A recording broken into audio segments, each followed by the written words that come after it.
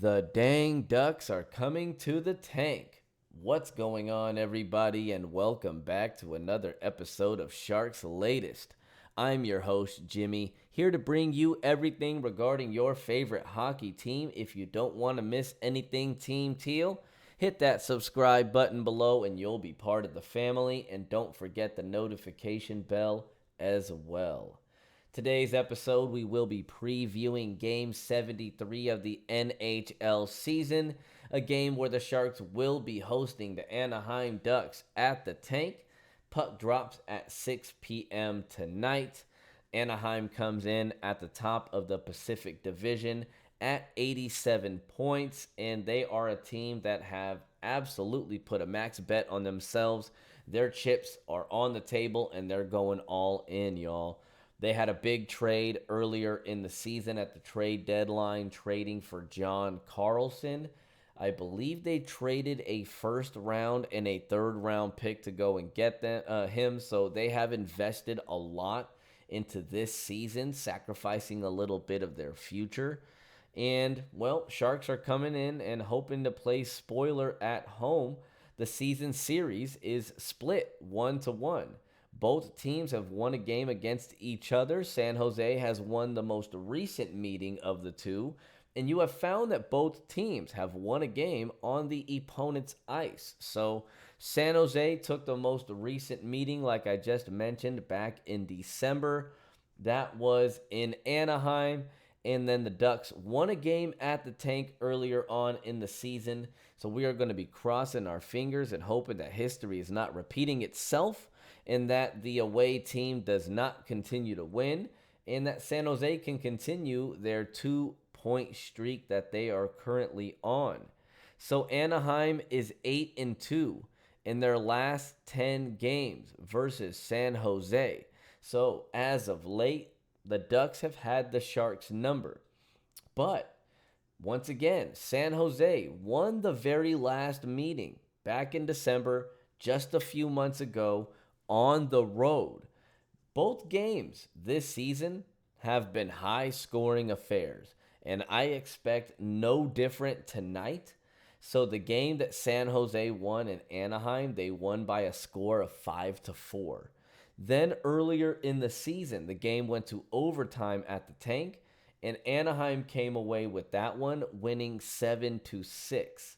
So that's 2 games.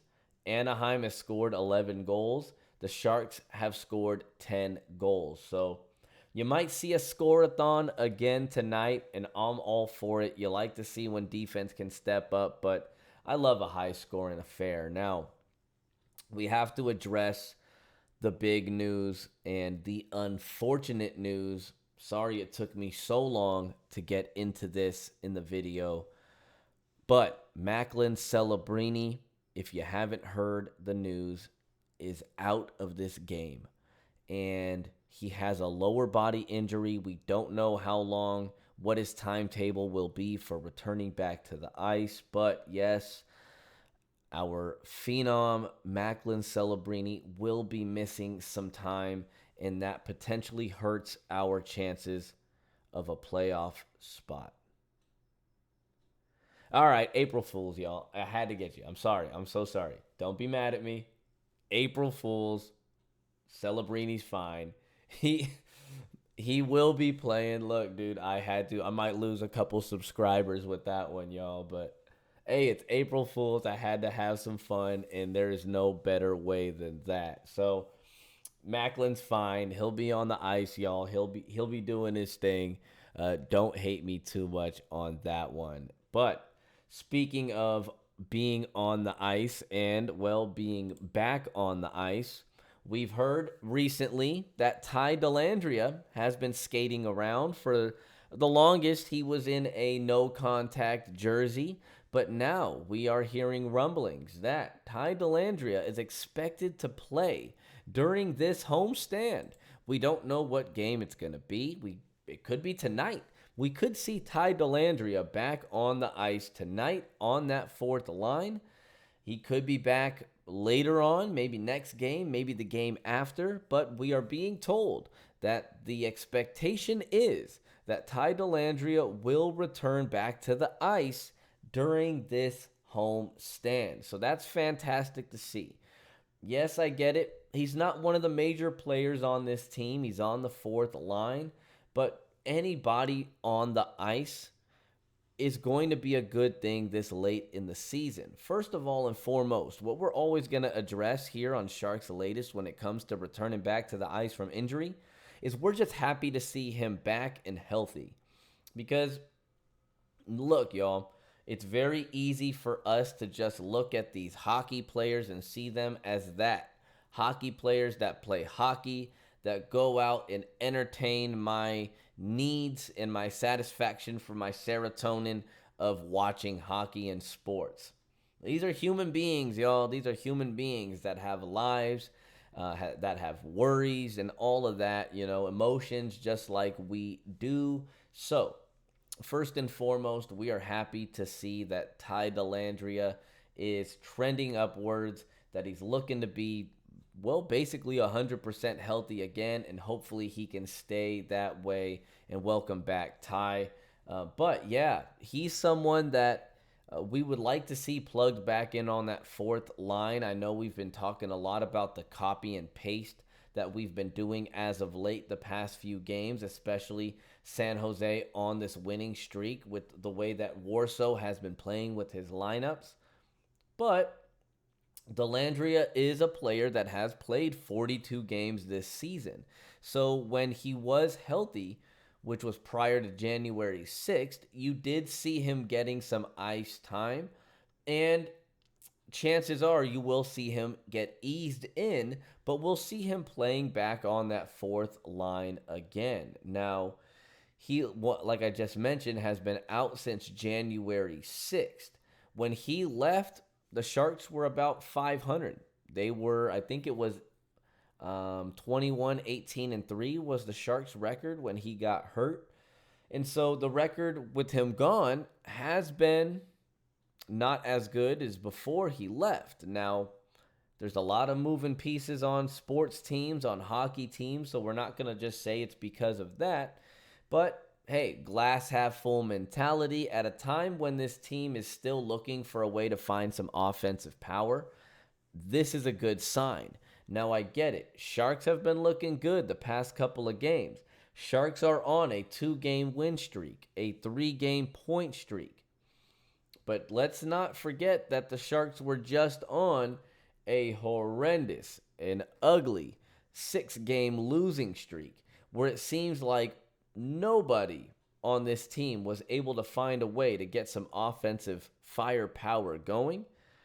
So I think the Sharks would be smart to flex Dellandrea back in, ease him in, get him on that fourth line, but get a little bit more of a rotation going to see if maybe he can bring a little bit more of an extra firepower to a team that is finding it again, but maybe will be a player that can maintain it if some of the current players that were cold during that losing streak get cold again, right?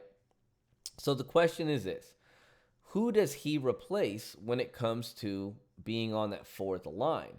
Do you see all three players start to drop their minutes of ice time and then they kind of even each other out between the four of them?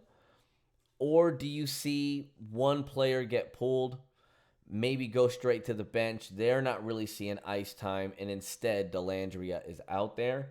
I think you're going to see what you have seen commonly with Coach Warsofsky, and that's the mad scientist thing that we keep preaching about, right? I'm not mad at it. You got to play with your lines and see what works and what doesn't work. Tricky waters, no pun intended, right? Tricky waters to mess around with because, once again, right now, the fourth line is looking really good, y'all. The fourth line in the entirety, all of the lines, the Sharks are looking really good right now while they're winning the last couple of games. And so you don't want to mess with chemistry. You don't want to mess with production. But you want to find a way to get Ty Dellandrea back on the ice. So something's going to give, and somebody's going to have to reduce their ice time, whether that be Barclay Goodrow, whether that be Zach Ostapchuk. I'll be honest, y'all, it's not going to be Adam Gaudette. after his heroics in last game, he's earned himself the ice time. And we had talked about it in yesterday's episode. The amount of goals that Gaudette has versus the amount of ice time and opportunities he has as well. He's someone that, if you are looking for offensive firepower, makes no sense dropping his ice time and pulling him off of the ice. So that leads us with Barclay Goodrow, and that leads us with Zach Ostapchuk. Out of those two, who we might seeing a little bit less ice time, well, my guess would be probably Zach Ostapchuk. And here's the reason for it. If we're talking about plugging Dellandrea in hopes of continuing an offensive push and a look for more offensive firepower on that fourth line, then Ostapchuk is the least productive when it comes to points and goal scoring out of the three, or I should say the four candidates that we're looking at for that fourth line. So Dellandrea, before he got hurt, in 42 games, has 11 points on that fourth line.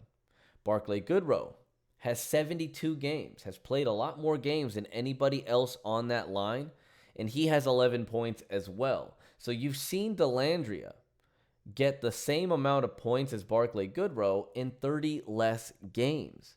Now, Ostapchuk's only has 5 points in 49 games.